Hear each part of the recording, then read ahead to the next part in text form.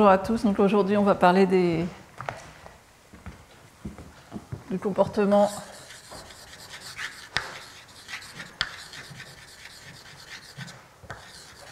en zéro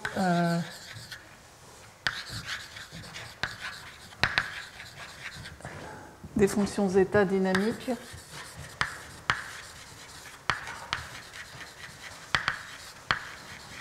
et surtout de celui des séries de points carrés.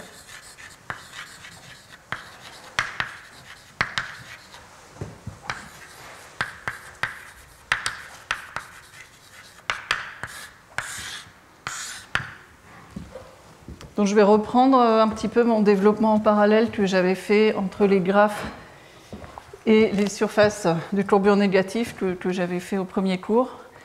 Donc je vous rappelle, hein, pour les graphes, on avait vu que si on a un graphe fini, on peut construire la fonction zeta d'Ihara, qui est une fonction d'un paramètre u, qui est le produit sur toutes ce qu'on avait appelé les géodésiques, hein, les géodésiques périodiques primitives.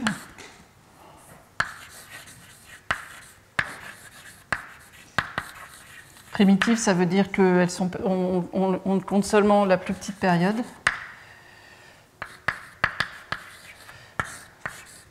De 1 moins u à la puissance longueur de gamma 0. Et là, les gens ont tendance à mettre à la puissance moins 1. Et ce qu'on avait vu, hein, c'est qu'on a l'identité. Enfin, bon, dans la définition, on met à la puissance moins 1, mais après, dans l'identité suivante, on reprend l'inverse de la fonction de zeta. Ça, c'est simplement. On peut voir que c'est.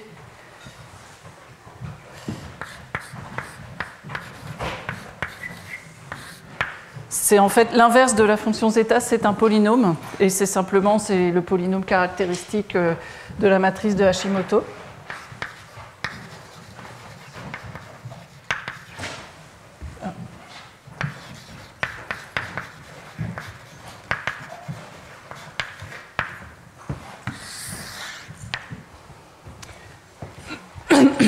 Alors, il me semble que j'avais dit comment on démontre cette identité.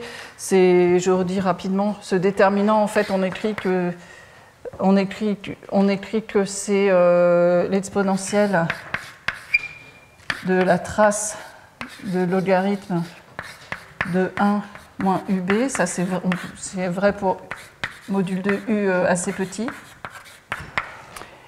On fait le développement. On fait le développement en série de logarithme de 1 moins UB.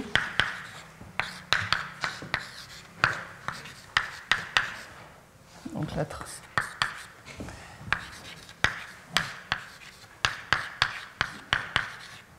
Et après, la trace de B puissance n, elle s'exprime grâce au géodésique périodique et on retrouve ce produit infini là. Une trace de B puissance n. C'est la somme sur toutes les géodésiques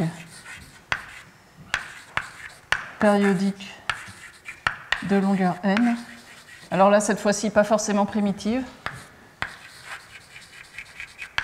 Et chaque géodésique vient avec un poids qui est la plus petite période. Et c'est en remettant cette identité-là, en remontant, qu'on trouve cette identité.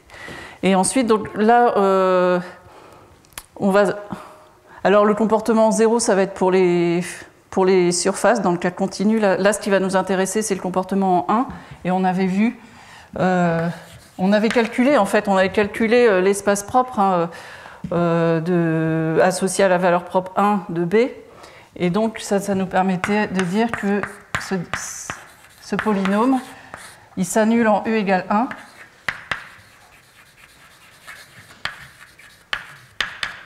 Et l'ordre d'annulation,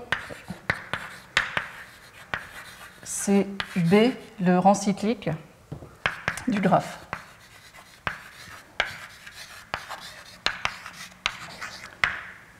Ça, c'est valable pour un graphe qu'il soit régulier ou non, hein, c'est tout ce que je viens de dire.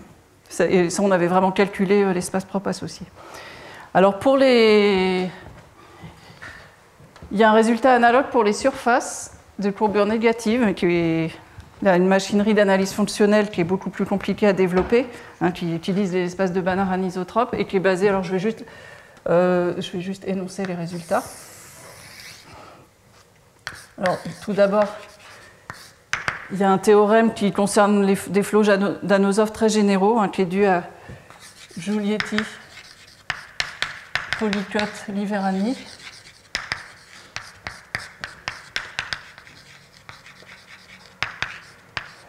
Et puis une autre preuve microlocale qui est due à Dyatlov et Zworsky, avec des hypothèses un peu plus restrictives. Je vais plutôt me baser sur ce deuxième article, mais les hypothèses sont un petit peu plus restrictives. Et le résultat est le suivant, c'est que c'est vrai non seulement pour le flot géodésique d'une variété à courbure négative, mais c'est vrai pour un flot d'Anosov assez général. Donc on se donne X une variété compacte.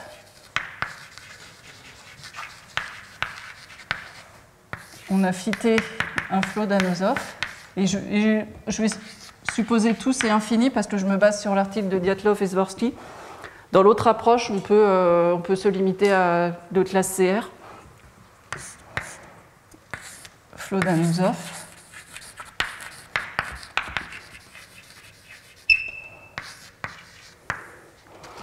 Et on regarde la fonction zeta de Ruel, qui est définie comme un produit. C'est pareil, ça c'est un produit sur les orbites périodiques du flot, orbite périodique primitive.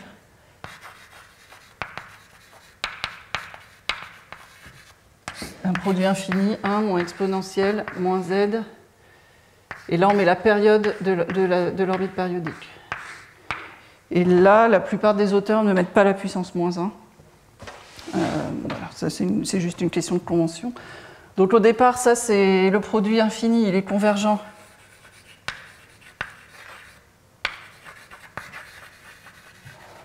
Pour partie réelle de z suffisamment grande. Et le résultat, c'est que ça admet un prolongement méromorphe.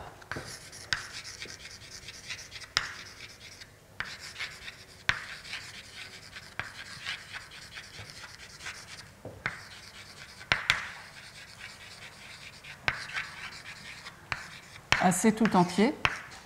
Ça, c'est si on suppose c'est infini. Si on suppose de classe CR, on doit s'arrêter à une certaine abscisse de convergence. En fait, plus la régularité est grande, plus on peut pousser le prolongement analytique vers la gauche du plan complexe. D'accord. Et en plus, on peut identifier. En fait, on peut écrire.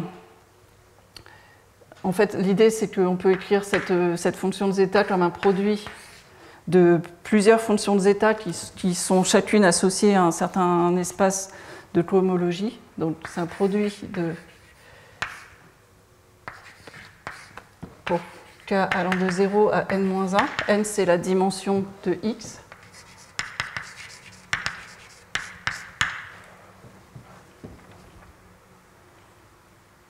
Je vais mettre comme ça. Il faut mettre zeta 2, je vais mettre comme ça. C'est un moins 1 puissance k plus dimension de la variété stable. Parce que dans un flot d'Anosov, il y a des variétés stables et instables. Donc en fait, il y a, voilà, selon la parité de k, on est soit au numérateur, soit au dénominateur. Et l'idée de la preuve, c'est de dire que ce zeta k de z, on peut l'écrire avec des guillemets comme le déterminant de A moins Z, où A c'est le déterminant sur un espace. Bon, sous ça, c'est avec des guillemets. C'est le déterminant sur un espace de Banach anisotrope. Alors j'ai gardé la notation grand A parce que sur la surface hyperbolique, grand A, c'est la dérivée de Lie dans la direction du flot.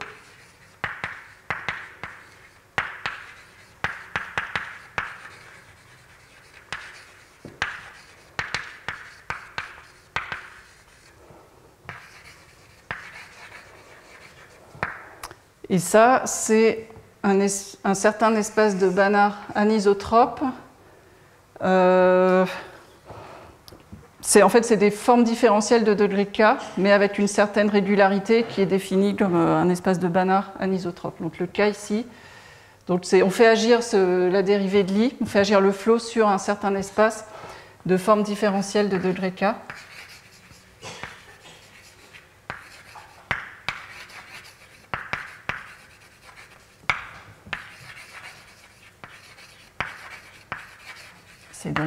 C'est un certain espace de forme différentielle de degré de K avec une régularité de Sobolev anisotrope.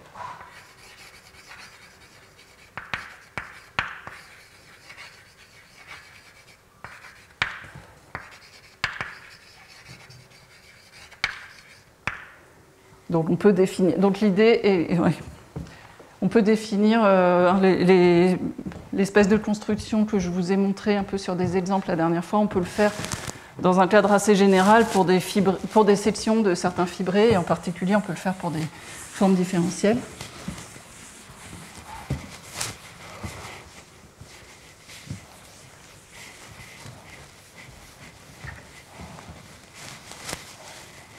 Et en fait, le résultat, la méthode consiste à dire qu'une fois qu'on s'est donné, c'est qu'en fait, cette fonction zk de z, elle admet un prolongement analytique.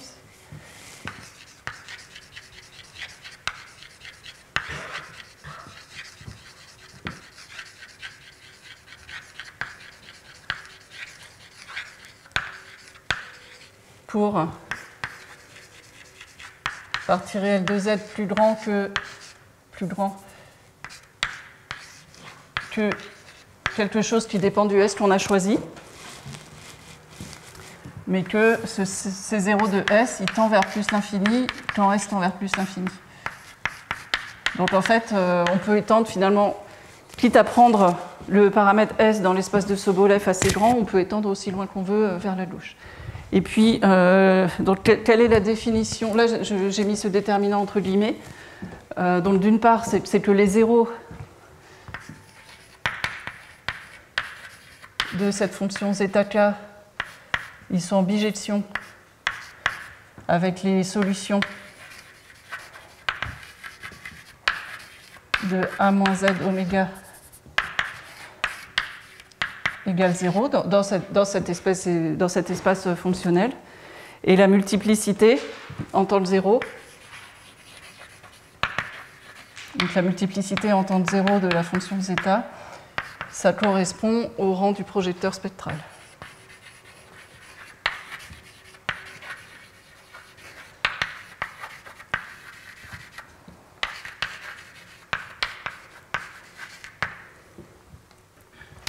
Et en fait, dans le papier de Dyatlov et Zvorsky, il ne démontre pas cette identité avec un déterminant, il travaille avec la dérivée logarithmique. En fait, ce qu'il montre, c'est que si on prend zeta' sur zeta, ça peut s'écrire comme une trace, et là c'est une trace régularisée, hein, qui a vraiment un sens précis, au sens de... Vous l'avez défini Victor Gilmin, c'est la trace de la résolvante. Alors là, je suis plus sûre du signe.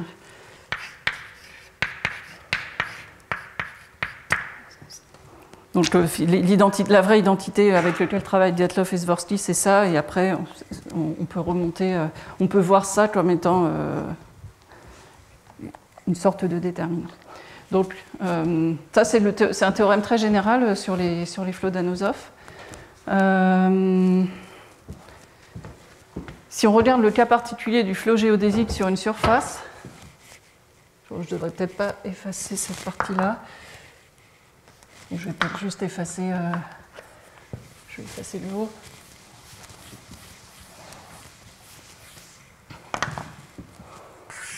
Donc dans le cas particulier,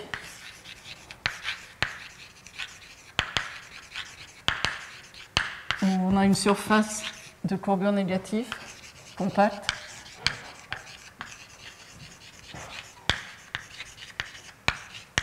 M, une surface compacte de courbure négative, X, c'est le fibré unitaire tangent, phi t le flot géodésique. Donc le petit n ici c'est 3, c'est la dimension du fibré unitaire tangent d'une surface. Donc zeta, là l'énoncé il va dire que la fonction zeta d'Hurwell, on peut l'écrire comme le quotient entre une fonction zeta qui agit sur les informes, une fonction zeta qui agit sur les fonctions et une fonction zeta qui agit sur les deux formes. Et dans le cas particulier donc du flot géodésique sur une surface, en fait, si maintenant on fait z égale 0, on regarde le comportement en z égale 0, ce que font Dyatlov et Zworsky, c'est qu'ils calculent exactement les solutions de A oméga égale 0 et ils montrent que c'est en bijection avec finalement donc ils montrent deux choses. Ils montrent d'une part que z égale 0 c'est une valeur propre semi-simple, c'est-à-dire que la multiplicité algébrique, c'est-à-dire que c'est vraiment un sous-espace propre, il n'y a pas de bloc de Jordan.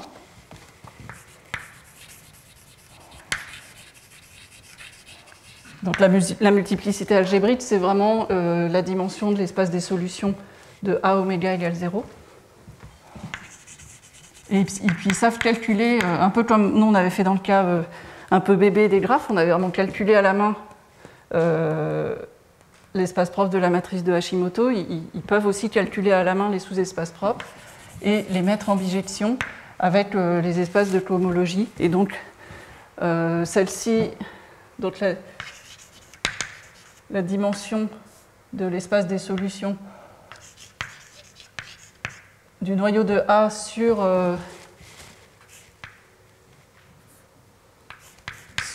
dans les formes différentielles de degré K,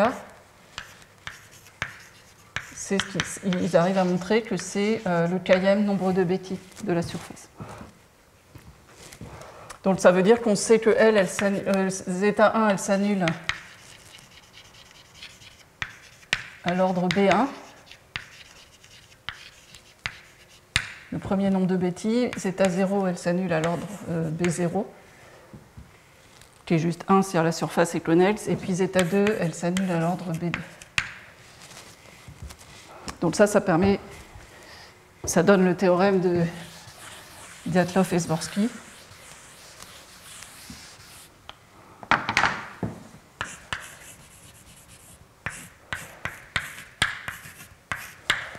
Donc dans le cas d'une surface à courbure strictement négative, la fonction zeta d'Hurwell,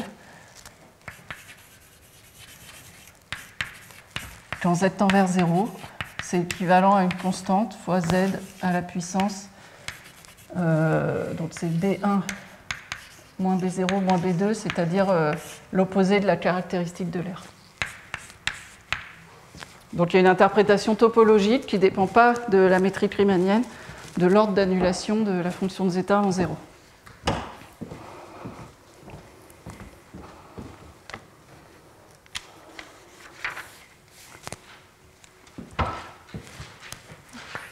J'ai déjà cité, je pense, un théorème de Dang-Rivière.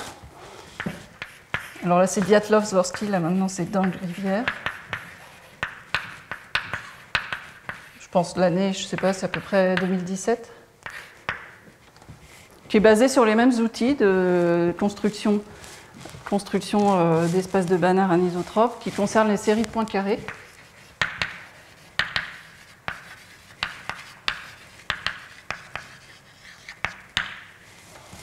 Donc on est dans le même cadre, on a une surface compacte à courbure strictement négative. C'est le théorème que Viette nous a cité la semaine dernière. Je vais juste citer peut-être un cas particulier où on regarde les géodésiques allant d'un point vers un autre. Donc on prend 2 points sur la surface et on forme une série somme sur toutes les géodésiques. Donc maintenant, au lieu d'être des géodésiques périodiques, on regarde toutes les géodésiques qui vont de x1 à x2. Et on fait exponentielle moins s fois la longueur de la géodésique. Je vais appeler ça P indice x1, x2 de S, pardon. Donc là, cette série, elle converge absolument si la partie réelle de S est suffisamment grande. Et ça, c'est ce dont Viet nous a parlé en partie la semaine dernière. Il a cité ça. En fait, on peut... Donc, dans le cas du théorème, dans le cas de la fonction zeta d'Hurwell, la manière dont on montre le prolongement méromorphe, c'est qu'on voit que c'est quasiment comme un déterminant. Là, ici, il y a une interprétation du même style, mais ce qui sort, ce n'est pas le déterminant, c'est la résolvante. En fait, cette série de points carrés, on peut l'écrire en introduisant les bons espaces. Hein. On peut l'écrire en termes de la résolvante de l'opérateur A, donc toujours la dérivée de l'I dans la direction du flot.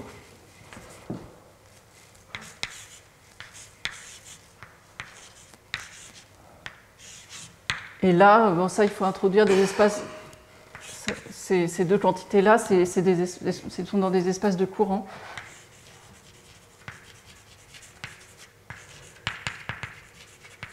Donc le sigma 1, c'est le courant d'intégration.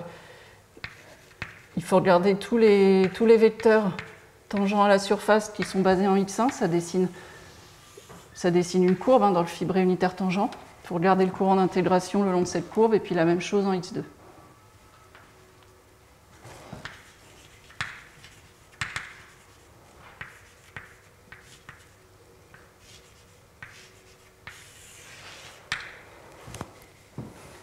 Donc, finalement, si on veut une manière de montrer qu'il y a un prolongement méromorphe à cette série de points carrés, c'est, encore une fois, de trouver des bons espaces dans lesquels ces courants d'intégration se situent et dans lesquels on peut montrer que l'opérateur A a du spectre distrait. Donc,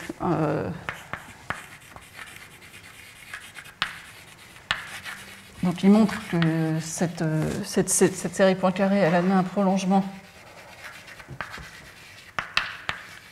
méromorphe sur C. Et que si je fais S égale 0, en fait, la valeur en 0 est finie. Il devrait y avoir un pôle, parce que y a, pour la même raison qu'avant, cet opérateur il a 0 dans le spectre. Hein, il devrait y avoir un pôle, donc c'est plutôt surprenant qu'il y ait une valeur finie en 0, mais en fait, c'est une valeur finie, et la valeur, c'est 1 sur la caractéristique de l'air si x1 différent de x2, et puis 1 sur la caractéristique de l'air moins 1 si x1 égale x2. Donc encore une fois, la valeur en 0, c'est un invariant topologique qui est indépendant de la métrique qu'on a mis sur la surface, à partir du moment qu'elle est à courbure strictement négative. Donc ce que je veux faire aujourd'hui, c'est démontrer un résultat analogue dans le cas des graphes. C'est finalement, quand j'ai vu ce résultat, je me suis dit que j'allais m'amuser à essayer de faire la même chose dans le cas des graphes et voir ce que ça donnait. Je ne sais pas si ça avait été fait avant, donc je vais vous faire ce calcul. Dans le cas d'un graphe, c'est beaucoup plus simple parce qu'il n'y a pas du tout d'analyse fonctionnelle. On peut juste faire les calculs avec des matrices finies sans se poser de questions. Je veux juste, avant ça, vous dire que j'ai dit une petite bêtise sur quand je vous ai donné des exemples de systèmes La semaine dernière, je vous ai donné des exemples basiques d'espace de Sobolev anisotrope et je vous ai dit une petite bêtise, mais ça tombe parfaitement bien parce que ça va constituer une bonne introduction à l'exposé de Sébastien. La semaine dernière, je vous ai dit je vous ai donné comme exemple le système dynamique X donne X exponentielle T sur R. Donc on avait regardé le flot unitaire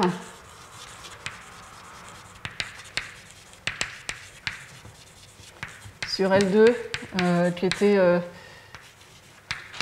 UT de X et U de X exponentielle T sur 2. Donc là, ce flow, il a du spectre absolument continu sur L2, mais on avait dit on va le faire agir sur un espace de Sobolev pour faire apparaître du spectre discret. Donc on l'avait fait agir sur un espace de Sobolev négatif. On a pris S négatif. Et donc ça, cet espace de Sobolev, c'est l'image de L2 par un multiplicateur de Fourier.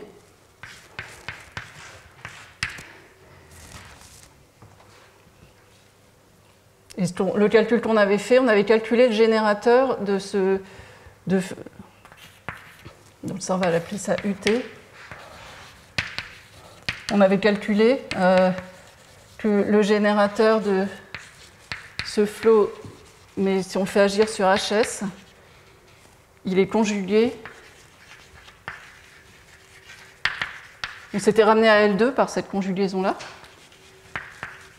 Et on a calculé qu'il était conjugué à grand A qui était le générateur sur L2, donc grand A qui était anti-auto-adjoint, qui était en fait grand A, c'est le générateur de ce flow, donc c'est en X c'est 1,5 plus X dx, ou en Fourier c'est moins 1,5 moins xi dxi. On peut l'écrire en X ou en Fourier, plus S. Et puis il y avait une perturbation qui sortait.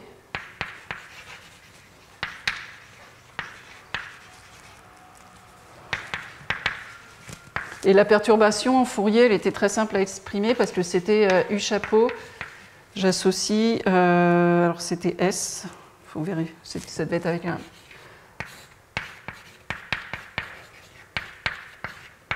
Donc en Fourier, la perturbation qui sortait... Donc là, c'était juste l'opérateur, un opérateur anti-auto-adjoint qui est juste le générateur du flow à l'origine. Mais la conjugaison, elle introduisait d'une part une translation de S. C'était bien parce que ça décalait... tout le spectre de cet opérateur se trouvait décalé. Et puis, il y avait cette perturbation qui était facile à calculer en Fourier. Et on voit que c'est une fonction donc, qui tend... En Fourier, c'est une fonction qui tend vers 0 en l'infini.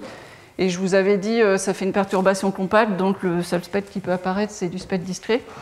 Mais en fait, comme moi, j'ai l'habitude de travailler toujours sur des variétés compactes, or le R, là, il n'est pas compact. Donc pour avoir un opérateur compact, il ne faut pas seulement de la décroissance en xi, mais il faut aussi de la décroissance en x. D'accord ?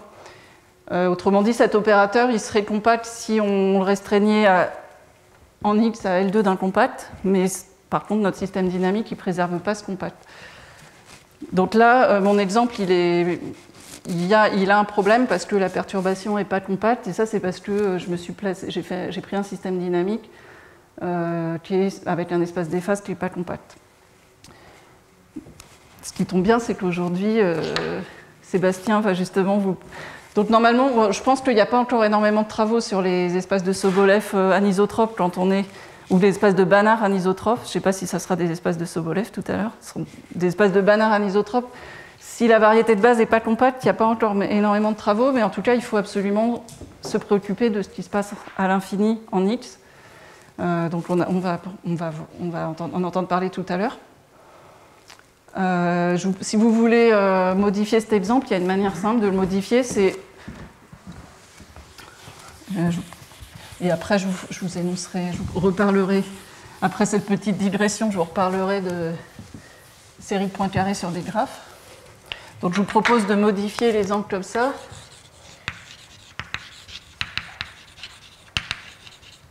Donc notre problème, ça venait du fait qu'en X, on n'était pas compact, donc on va prendre un système dynamique qui est sur R sur Z. Et au lieu de faire X, on va faire X donne 2X, modulo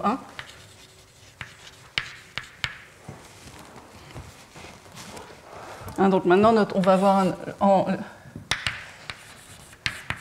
sur les fonctions, donc c'est simplement la composition. Donc voilà, c'est... Alors c'est un système dynamique qui n'est pas inversible, donc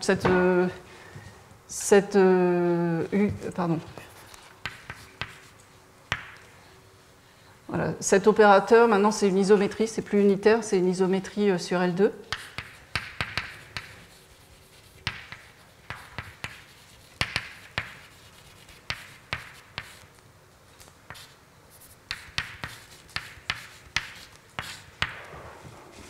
Et c'est pareil, il a du spectre, on peut calculer son spectre, hein, c'est pas très dur. En fait, en Fourier,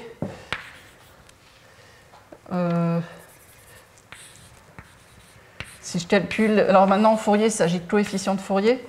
Donc là maintenant le cas, la variable de Fourier, elle varie, au lieu de varier dans R, elle varie dans les entiers. Et si on calcule les coefficients de Fourier, ça revient juste à faire U chapeau de K sur 2, et puis c'est vrai seulement si K est pair.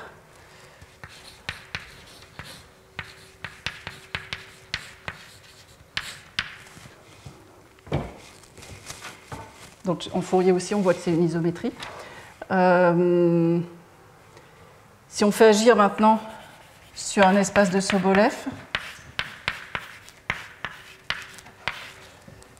donc en écrivant que l'espace de Sobolev, ben c'est aussi c'est l'image de L2 par un certain multiplicateur de Fourier. On voit que le U il devient conjugué.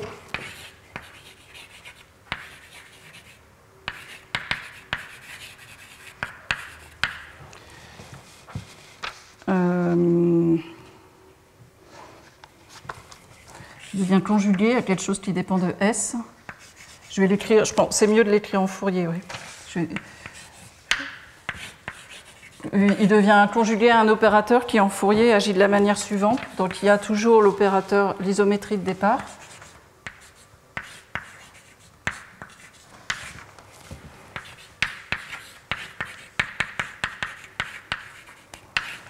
Et puis le fait d'avoir conjugué, de s'être placé sur HS, ça fait sortir une contraction, donc 2 puissance S.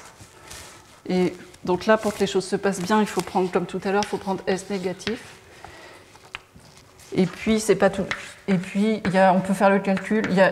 Et puis, il y a quelque chose qui tend vers 0 en Fourier. Que je n'écris pas, mais qui peut se calculer facilement à la main. Donc exactement le même phénomène, le fait d'être passé sur un espace de Sobolev, ça a fait sortir une contraction. Donc là, il y avait celui-là qui était une isométrie et qui avait un spectre absolument continu. On l'a multiplié par une contraction, et puis là, par contre, là, il y a quelque chose qui en Fourier décroît à l'infini, et maintenant, lui, j'ai le droit de dire qu'il est compact parce que j'ai plus le problème de tout à l'heure. Lui, c'est vraiment le fait qu'en Fourier, ça soit un multiplicateur qui tend vers l'infini, il est bien compact. Donc.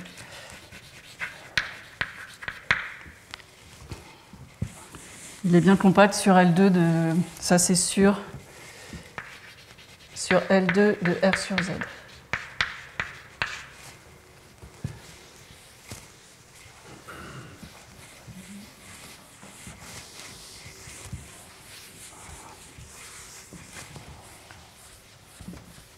Donc, il se passe la chose suivante. Au départ, on avait une isométrie dont le spectre, c'était le cercle de rayon 1.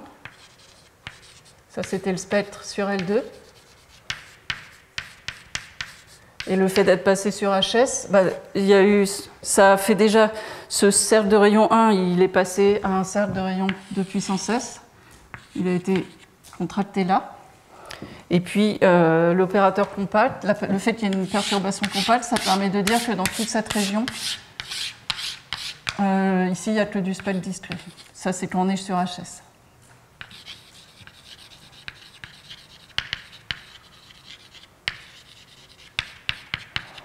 Voilà, je voulais juste rectifier ça. Et ça tombe bien parce que ça va bien avec le sujet du séminaire d'aujourd'hui, c'était pas prévu. Bon, voilà. Cette parenthèse étant fermée, je vais énoncer l'analogue du théorème de Dent-Rivière sur les graphes.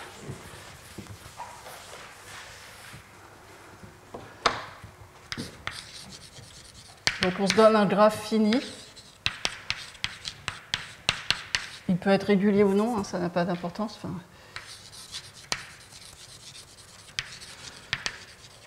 Et je vais former une série de points carrés, dont je me donne x1, x2, deux sommets.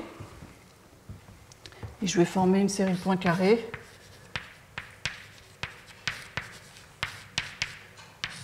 comme étant somme pour n plus grand que 1 de z puissance n fois quelque chose que je vais appeler gamma n de x1, x2. C'est le nombre de géodésiques de longueur n qui vont de x1 à x2.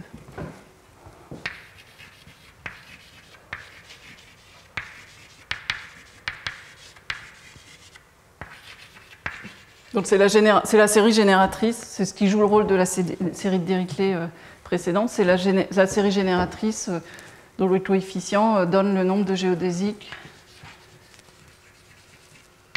d'une certaine longueur allant de x1 à x2. Et la manière, là, dans le cas discret, on est toujours un petit peu embêté par des questions de comment on compte les longueurs, et d'ailleurs ça a été source d'erreurs de ma part à plusieurs reprises. Je vais dire que si j'ai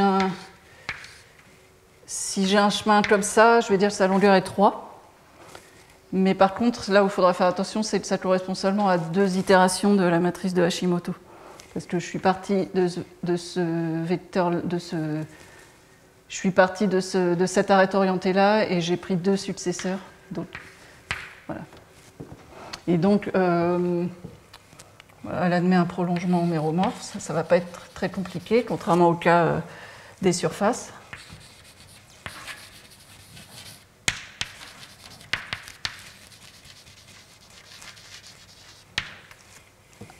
Ce qui va jouer le rôle de la valeur en S égale 0, c'est Z égale 1. En Z égale 1, ce qu'on va voir, c'est que normalement, elle devrait avoir un pôle, parce que, comme précédemment, c'est un endroit où la matrice de Z égale 1, c'est dans le spectre de la matrice de Hashimoto. On va voir que ça devrait normalement donner un pôle, mais en fait, il y a une valeur finie.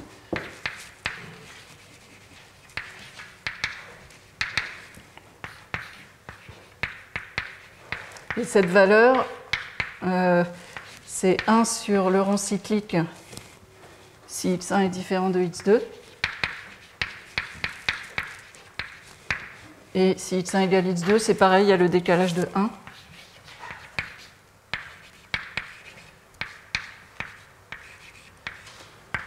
Et B, je vous rappelle, c'est ce qu'on avait appelé le rang cyclique, c'est... non, c'est 1 sur... Pardon, c'est pas ça. C'est 1 sur 1 moins B. 1 sur 1 moins B moins 1. B, c'est le rang cyclique, c'est le nombre d'arêtes moins le nombre de sommets plus 1.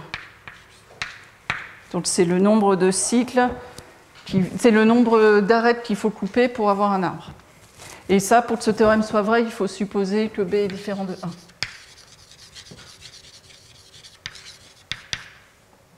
Parce que s'il y a juste un cycle dans le graphe, le calcul ne se passe pas de la même manière, et on peut voir facilement que notre série, elle a vraiment un pôle quand Z égale 1.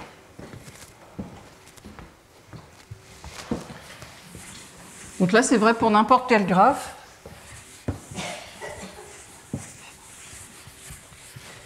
Et je vais vous faire la preuve. Les étapes de la preuve sont les mêmes que... Les grandes étapes sont les mêmes que dans celles de l'article de Dangler-Rivière, mais par contre, les détails sont différents. Il y a moins d'analyse fonctionnelle. Et par contre, on ne peut pas s'aider de la géométrie différentielle. Je ne sais pas si c'est bien ou pas bien, mais on ne peut pas utiliser de géométrie différentielle.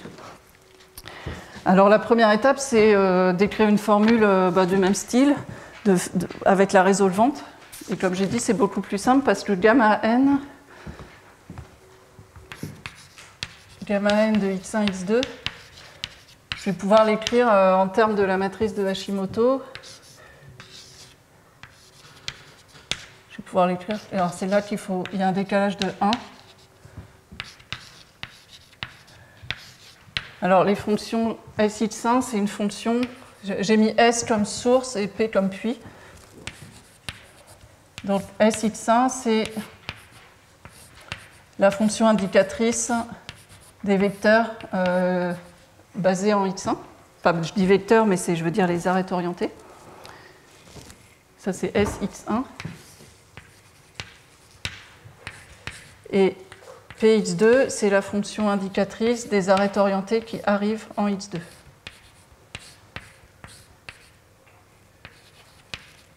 Et c'est là, je dis qu'il faut faire un petit peu attention. Si la géodésique elle est de longueur, si là je compte ça comme géodésique de longueur 3, j'ai malgré tout seulement 2 itérations de la matrice de Hashimoto. Et ça, en sommant la série, ça me dit que la série point carré, je peux l'écrire comme Z fois somme pour n plus grand que 1,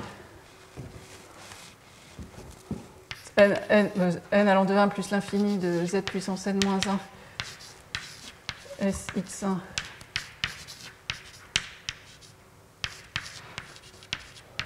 donc autrement dit, je peux l'écrire grâce à la résolvante, c'est z fois Sx1, 1 moins zb, l'identité, je veux dire moins zb puissance moins 1, Px2. Et donc ça je peux l'écrire, ça c'est vrai pour, au départ c'est vrai pour z, pour module de z assez petit. Hein, cette série elle converge pour module de z assez petit, mais une fois qu'on l'a écrit grâce à la résolvante, on voit directement qu'il y a un prolongement méromorphe.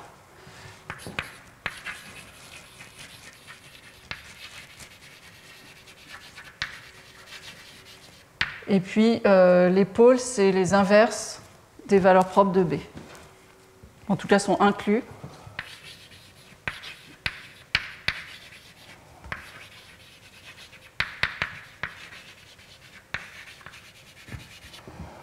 Donc les pôles, c'est inclus dans l'ensemble des inverses des valeurs propres de B. Et les valeurs propres de B, on les avait calculées. Hein, on avait dit qu'il y en avait un certain nombre qui venaient des valeurs propres du Laplacien sur le graphe, et puis il y avait plus ou moins un qui étaient des valeurs propres topologiques qui venaient de version un petit peu simple de la cohomologie. Donc voilà. En fait, on avait la décomposition spectrale de B, on l'avait faite.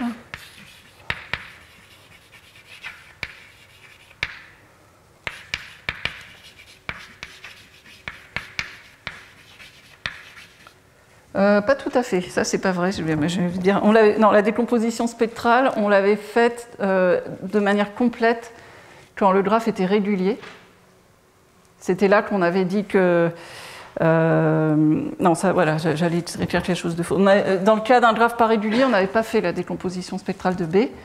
Dans le cas d'un graphe régulier, on avait dit il y a des valeurs propres topologiques et puis il y a des valeurs propres qui viennent des valeurs propres du Laplacien, mais ça, c'est pas vrai si le graphe n'est pas régulier, donc on ne va pas faire ça, mais on avait quand même dit quelque chose.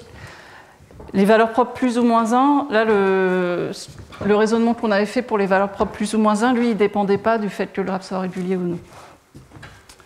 Donc, c'est vraiment quelque chose qui est particulier, c'est qu'on avait vu que le noyau de B moins l'identité,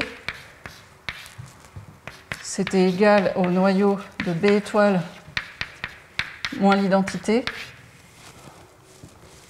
Et on peut l'identifier à, c'est l'ensemble des fonctions sur les arêtes orientées qui sont impaires.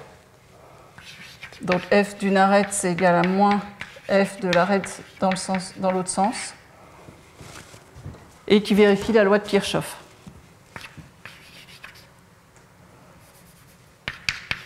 Donc la somme des valeurs sur toutes les arêtes qui partent ou qui arrivent en un point doit faire 0. Et c'est à partir de ça en fait, qu'on avait calculé la dimension de cet espace et qu'on avait vu que ça donnait le rang cyclique. Voilà, donc en fait le reste du spectre en général on ne le connaît pas, et ça c'est la même chose dans l'article d'Anglais-Rivière. Il se trouve que voilà, il se passait la même chose dans Rivière et dans Dyatlov-Dvorsky. On est en une valeur particulière, on sait identifier les fonctions propres, alors que le reste du spectre, on ne le connaît pas. Et, en fait, on n'a pas très envie de le calculer. Enfin, on ne sait pas si ça va être des blocs de Jordan ou non, et on n'a pas du tout envie de le calculer. Et ce qui est chouette, c'est qu'on ne va pas avoir besoin de calculer le reste du spectre.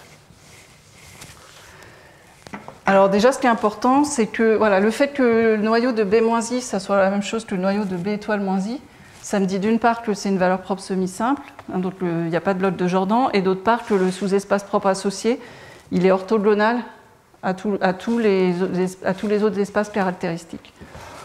Donc ça me dit que la décomposition spectrale de B, même si je ne sais pas la faire en détail en général,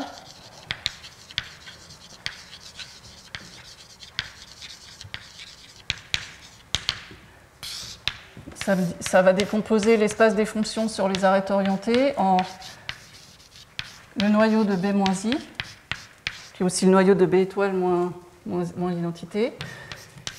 Alors il va y avoir la même chose en plus I. Et puis tout le reste, c'est les espaces caractéristiques, et je ne sais pas vraiment grand-chose sur eux, mais c'est une somme qui n'est pas forcément orthogonale, a priori. Il y a des valeurs propres dont je ne sais rien, en général, et puis ça peut y avoir des blocs de Jordan. Mais par contre, cette somme-là, elle est orthogonale. Donc ça veut dire que j'ai une base, j'ai une décomposition de... Je vais juste m'intéresser à ce qui se passe en 1. Je pense qu'en fait, on pourrait faire la même chose en moins 1, mais je n'ai pas fait le calcul. Je pense qu'il y a aussi une valeur spéciale en moins 1. Il y a une décomposition orthogonale de l'espace, où là, j'ai des blocs de Jordan. En tout cas, là, j'ai une matrice qui n'a pas 1 dans son spectre. Et ici, j'ai l'identité.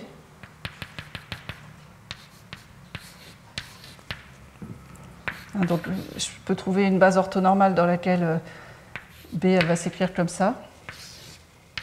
Enfin, une décomposition orthogonale de l'espace. Et donc, quand je fais l'identité moins B,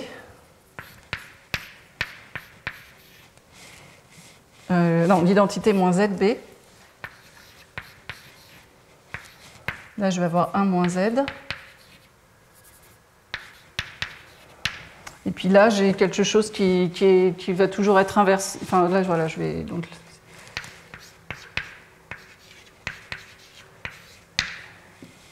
et celle-ci, voilà, avec 1 qui n'est pas dans le spectre, 1 n'est pas dans le spectre de B et tilde.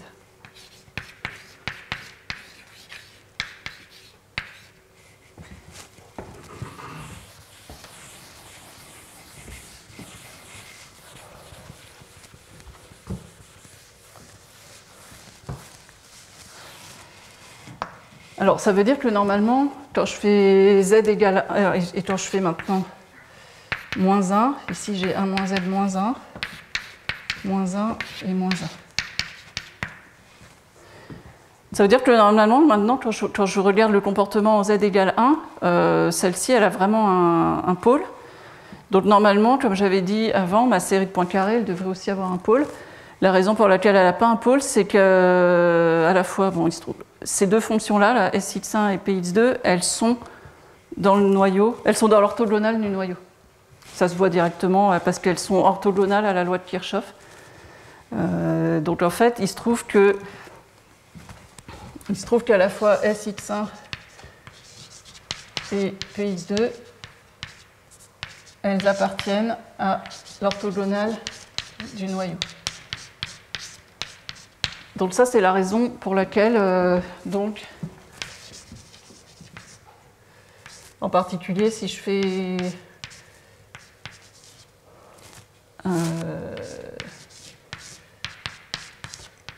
en fait, donc Px2, il est uniquement là-dedans, en fait. Enfin, voilà. Px2, il est dans cet espace-là. Donc il a une limite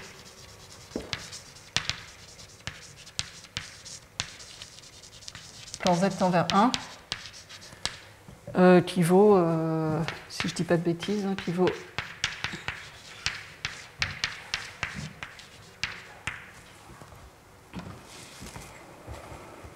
Ok, donc ça veut dire que... donc là, j'ai montré qu'il y avait une valeur finie, et ça veut dire que la valeur de la série de points carrés en 1, c'est égal au produit scalaire entre Sx1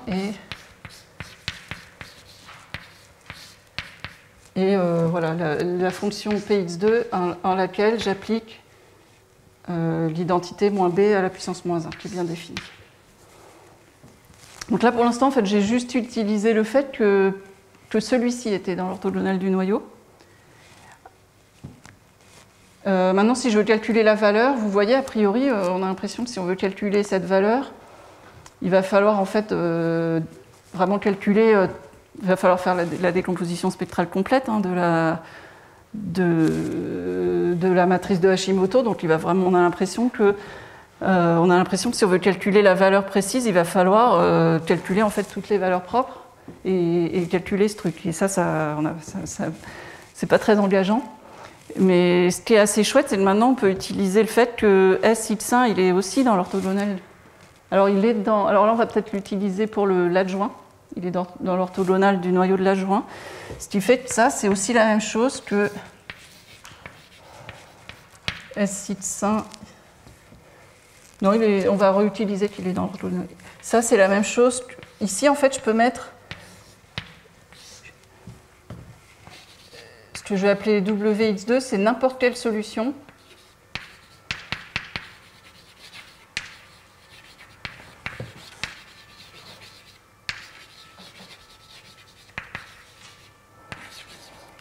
de identité moins b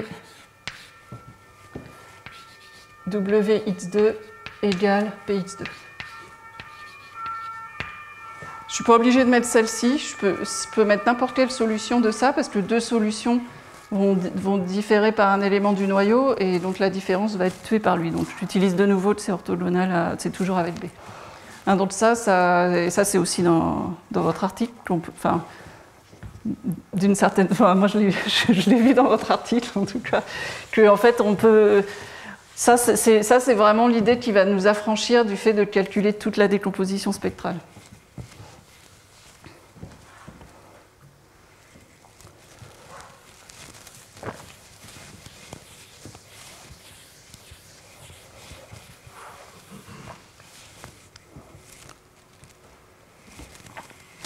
Ça, c'est une première chose. Et alors, l'autre chose qui va permettre de faire les calculs, c'est la proposition suivante. C'est que si on a un point Y qui est voisin de X2,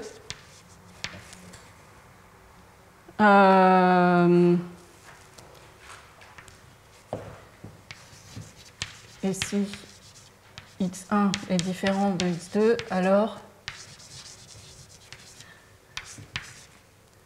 Px1, x2 de 1 est égal, ça c'est le fait que la valeur en fait elle ne dépend pas du point. Je crois qu'il faudra, alors vous me dites si vous n'arrivez pas à voir mes indices. Ça va être ça, ouais, donc là c'est dans le cas x1 est différent de x2. En fait si je remplace x2 par un point voisin, ça fait la même chose. Alors je ne sais plus s'il faut que le deuxième soit aussi supposé différent. Oui, il faut peut-être que les deux soient différents. Les deux différents. On vérifiera en faisant la preuve. Et par contre, donc je vais appeler. Donc en fait, là, cette fonction, elle est constante. Si je la vois comme une fonction du deuxième point, elle est constante sur le complémentaire de x1. Donc je vais appeler ça c. Et c'est cette fonction c'est cette constante c qu'il faudra calculer.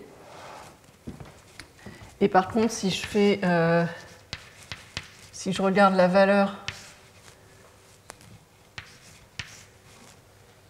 en x1, ça va faire c-1, c'est ça qu'il faut montrer. Et là, par contre, ça, je fais vraiment la preuve est complètement différente de ce qui se passe. Dans l'article de Danguet-Rivière, en fait, ce nombre, il est interprété comme un nombre d'enlacements de deux nœuds et il montre que c'est fait de façon invariant par homotopie. Et là, j'ai pas du tout vu ce qui pouvait remplacer cette interprétation-là. Je sais même pas s'il faut essayer de voir cette interprétation-là ou non. J'ai fait complètement différemment, de manière un peu plus terre à terre. Donc en fait, donc je vais regarder dans le cas où x1 différent de x2. Donc je prends x1, x2 et je prends donc un voisin y, c'est un voisin de x2. Et ce que je dis, c'est que si je compte les géodésiques qui vont de x1 à x2, il y en a, soit elles peuvent avoir visité y avant d'arriver en x2, ou elles peuvent au contraire,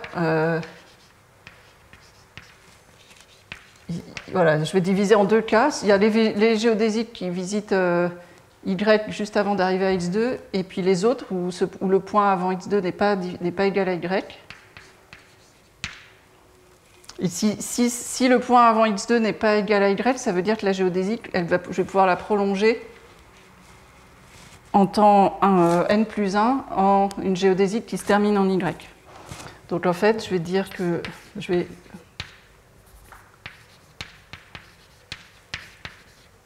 la série de points carrés, en fait, je vais la diviser en deux séries. Il y a les géodésiques de longueur n qui se terminent par l'arête yx2. J'écris pas, je le dis juste à l'oral, hein, c'est les géodésiques de longueur n, mais dont la dernière arête est yx2. Et puis, il y a les géodésiques de longueur n, dont la dernière arête est pas. Donc, je vais d'abord l'écrire comme ça, avec z différent de y1, z différent de y. Mais en fait, celle-ci, les géodésiques de longueur n qui terminent par zx2 avec z différent de y, c'est en bijection avec les géodésiques de longueur n plus 1 qui se terminent par l'arête x2y. Hein, c'est ce que je viens de dire. Comme j'ai la règle de ne pas avoir le droit de retourner en arrière dans la matrice de Hashimoto, si à l'étape d'avant j'étais pas en y, ça veut dire qu'à l'étape d'après j'ai le droit d'aller en y. Et donc ce gamma n là, c'est égal à gamma n plus 1. C'est le nombre de géodésiques de longueur n plus 1 qui vont de x1 à y en se terminant par la grecque x2y.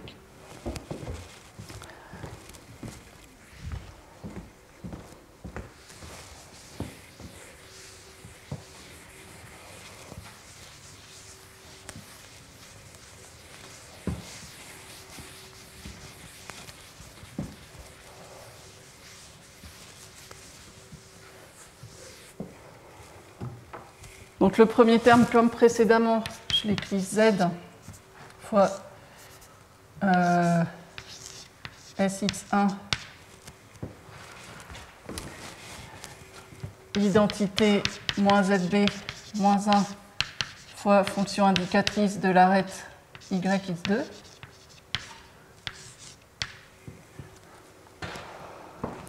Et le deuxième terme, c'est presque pareil, mais il y a ce décalage de 1 qui va faire, qui va faire une petite différence. L'autre terme, en fait, il s'écrit, ça va être somme. Je vais essayer de faire de tête. Oh non, c'est 1 sur z. Je vais faire.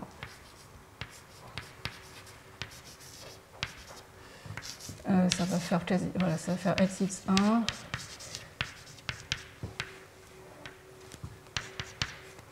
Bn plus 1, fonction indicatrice de x2y.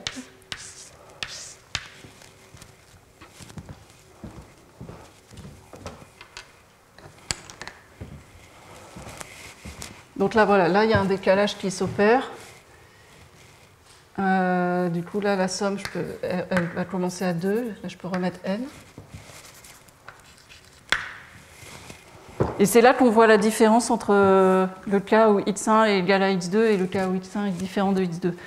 Parce que si x1 est différent de x2, le fait d'avoir commencé la série à 1 ou à 2, ça ne va pas faire de différence, parce qu'il n'y a pas de toute façon...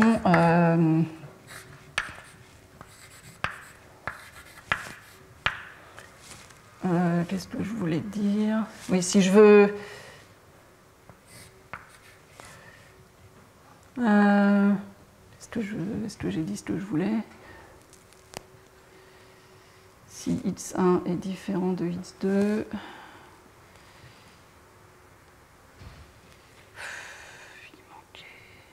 Ah non, non, pardon. J'ai mal mis mes indices. C'est toujours... oui, là c'est toujours ben moins. Voilà, ça c'est correct. Ça c'est bon. En fait, si x1 est différent de x2, le cas n égale 1 est de toute façon pas possible, ça va donner une contribution nulle. Alors s'ils sont égaux, ça veut dire que j'ai oublié un des termes qui correspondrait juste à l'identité.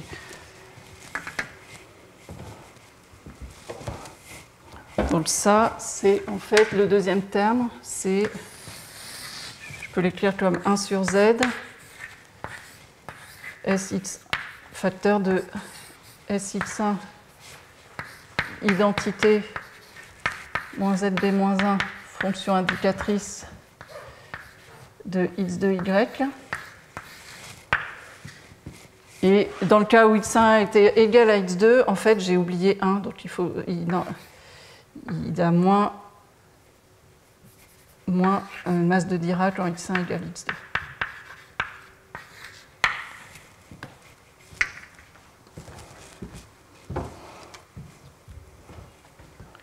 Donc maintenant, quand je prends la valeur en 1, donc là, pour la même raison que tout à l'heure, ça ne pose pas de problème de prendre la valeur en z égale 1. Alors, celui-ci, il n'est pas dans l'orthogonale du noyau, mais celui-ci, il y est toujours. Donc, ça ne pose toujours pas de problème de prendre la valeur en 1.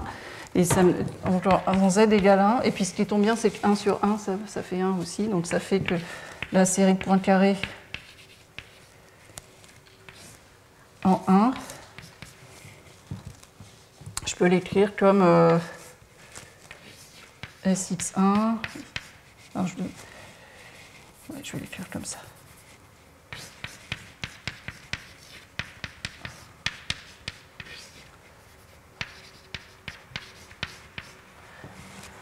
Donc là, j'ai la fonction indicatrice de l'arête yx2, plus la même chose où x2 et y sont inversés.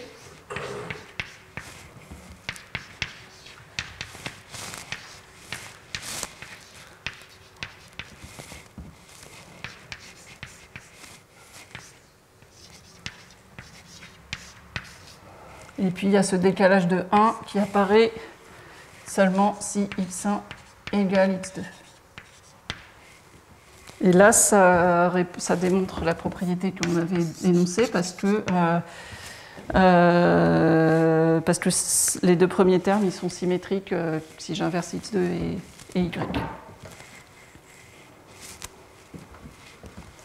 Voilà, donc là on a montré que comme fonction de x2, la fonction elle est constante sur le complémentaire du singleton x1. Et puis que si je fais x2 égale x1, c'est la même valeur décalée de 1 et il reste à calculer cette valeur.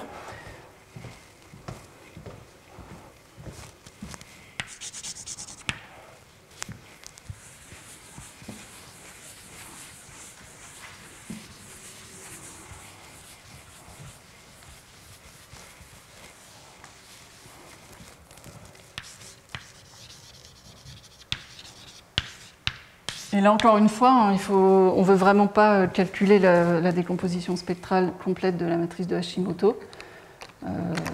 Et il y a une idée qui vient de l'article, qui est de choisir une bonne fonction test. Par contre, la fonction test que j'ai prise ne ressemble pas trop à celle que vous avez. Et puis vous utilisez à un moment la théorie de Morse. Et là, j'ai essayé de me renseigner s'il y avait une théorie de Morse sur les graphes discrets. Alors j'ai trouvé des gens qui avaient essayé de construire une notion de fonction de Morse sur un graphe discret et de faire une théorie de Morse. Mais bon, je n'ai pas eu envie de partir dans cette direction-là. Ce qui ne m'a pas trop plu, c'est que la définition que j'ai vue dans la littérature si f était une fonction de Morse, moins f ne l'était pas. Déjà, ça me plaisait pas trop. Et du coup, je suis partie dans une autre direction. Mais, donc, il y a cette idée qui ressemble à la vôtre de prendre une fonction de test, mais après, le calcul n'est pas fait, est assez différent. Donc la fonction test que j'ai prise,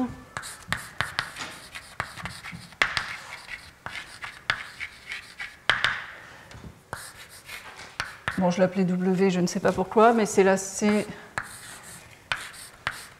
simplement une fonction qui met 1 sur toutes les arêtes orientées.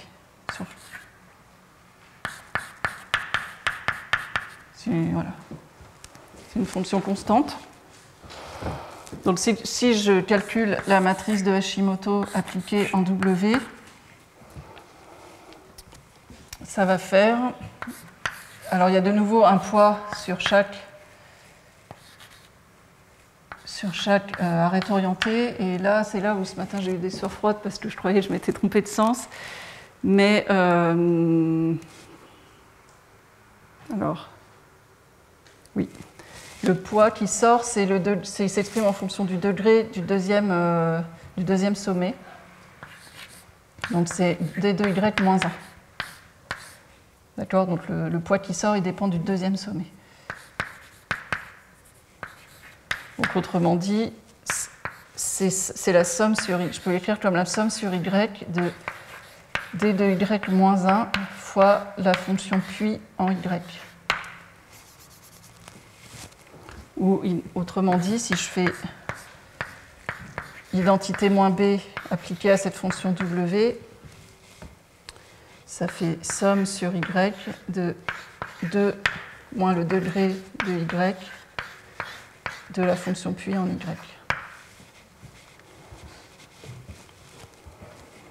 Et vous vous souvenez, tout à l'heure j'avais dit ce que j'appelle W indice x, c'est n'importe quelle solution. Donc ce que j'appelle W indice x, c'est solution de identité moins Wx égale Px. Et ça, c'est défini modulo un élément du noyau.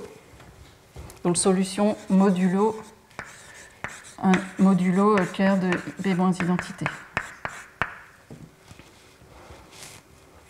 Donc ça veut dire que je peux dire... Je vais peut-être garder ça, parce que le calcul il va être basé sur cette dernière ligne.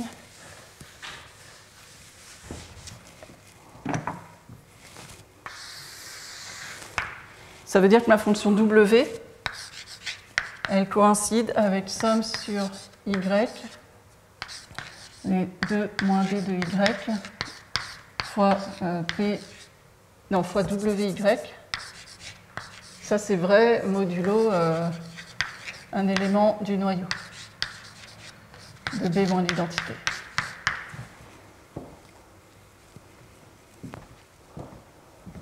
OK. Et donc maintenant, je peux terminer le calcul. Il faut que je calcule. Alors, à la fin, ce qu'il faut que je calcule, c'est ça. Je vais calculer S de x1 W. Bon, ça, au départ, c'est complètement explicite. C'est le produit scalaire entre S de x1 et W, c'est le nombre, c'est le degré de x1. Ça n'a rien parce que, voilà, je regarde la définition des fonctions. Et par ailleurs, c'est égal à somme sur y de S de x. Alors, je peux mettre en facteur 2 moins d de y. S de x1 wy. Ça, je peux faire ça parce que ça c'est vrai seulement modulo un élément du noyau, mais S est orthogonal au noyau. Donc, je peux écrire ça.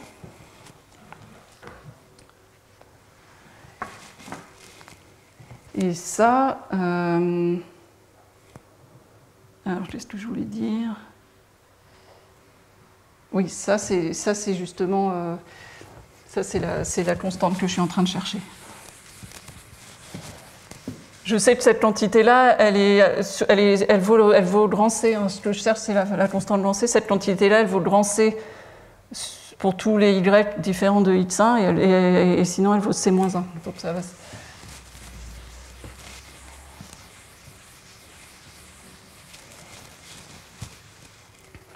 Donc ça, c'est somme pour tous les Y différents de X1. Là, je sais que cette fonction est constante et qu'elle vaut C.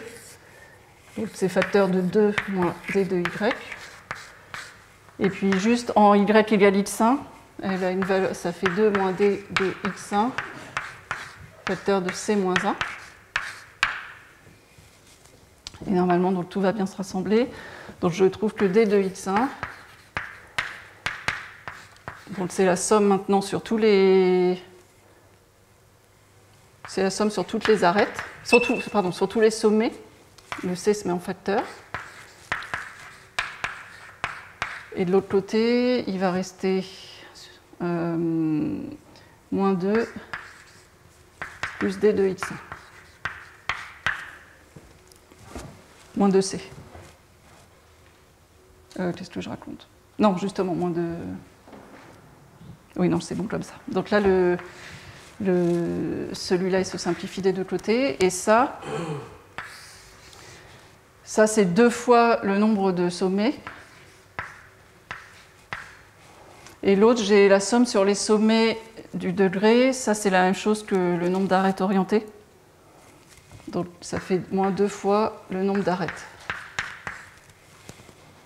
Ah, donc, ça fait 0 égale 2C facteur de nombre d'arêtes moins nombre de sommets moins nombre d'arêtes moins 2. Et qui donne, c'est ça qui donne la valeur de C. Donc le choix, il y a le choix de cette fonction test qui permet de reconstituer la valeur de C. Et bon, dans votre article, il y a une étape qui est un peu comme ça, mais je vois pas, enfin, à part le fait que dans les deux cas, on a choisi une fonction test, après le détail du calcul est quand même assez différent, et ça, c'est un petit peu mystérieux, le lien entre les deux manières de faire, mais voilà. Je crois que c'est ce que je voulais faire aujourd'hui, et à partir de la semaine prochaine, on parle de graphes aléatoires pendant 2 séances. Je vous remercie.